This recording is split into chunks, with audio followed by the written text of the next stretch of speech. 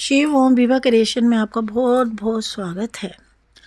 हम आपको भगवत गीता के अध्याय के महत्व बता रहे हैं। हमने आपको तीसरा महत्व बता दिया है, अब हम आपको चौथे अध्याय का महत्व बता रहे हैं। भगवान बोले, हे लक्ष्मी, जो मनुष्य श्री गीता जी का पाठ करते हैं उन्हें स्वयं माँ से अधम देह छूटकर मुक्ति को प्राप्त होता है।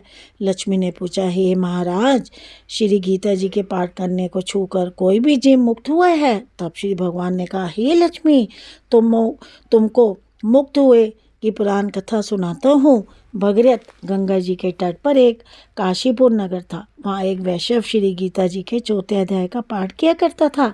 एक दिन वह साधु वन में गया। वहाँ बैरियों के 2 पेड़ थे, उनकी बड़ी छाया थी। वह साधु वहाँ बैठ गया। वो बैठते उसकी निंद्रा आ गई। एक बैरी ने उसके पाँव लगे और दूसरी बैरी के साथ सिर लग गया। वह दोनों बैरी आपस में कांपकर पिट्ठी पर गिर पड़े। पत्ते उनके सूख गए। परमेश्वर की इच्छा से वह दोनों बेरियां ब्राह्मण के घर 2 पुत्रियां हुई। हे लक्ष्मी, बड़े उग्र पुण्यों के करने से मनुष्य देह मिलती है। फिर ब्राह्मण के घर जन्म लेकर उन दोनों लड़कियों ने तपस्या करने आरंभ की।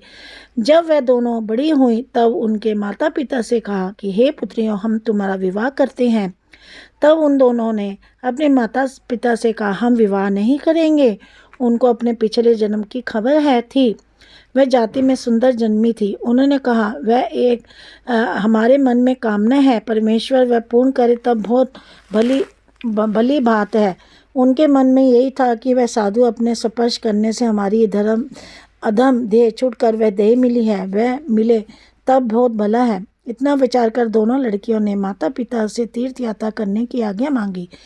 तब माता पिता ने तीर्थ यात्रा की आज्ञा दे दी। तब उन दोनों कन्याओं ने माता पिता के चरण वंदना करके गमन किया। तीर्थ यात्रा करते करते वह बनारस पहुंची। वहां जाकर देखा वह एक तपस्वी बैठा है। उनकी कृपा से हम बेरी की देह से छूटी हैं। तब दोनों कन्याओं ने चरण वंदना करके विनय करी, हे संत जी, धन्य हो, आपने हमको यथार्थ किया। तब उस तपस्वी ने कहा, तुम कौन हो? मैं तुमको नहीं पहचानता। कन्या ने कहा, हम आपको पहचानती हैं।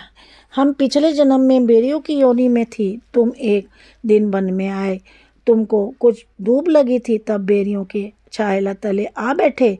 लंबासन होने से एक बेरी से आपके चरण लगे, दूसरे से सिर लगा। उसी से हम दोनों बेरी के देह से मुक्त हुए। तुम्हारी कृपा से हमारी गति हुई है। श्री गीता जी के चौथे अध्याय का ऐसा ही महत्व है। तब वह मन वचन कर्म से नित्य प्रति पाठ करने लगा। तब श्री नारायण ने कहा, हे लक्ष्मी, ये चौथे अध्याय का महत्व है। जो इस चौथे अध्याय को पढ़ता या सुनता है उसके सारे पाप ही मुक्त हो जाते हैं।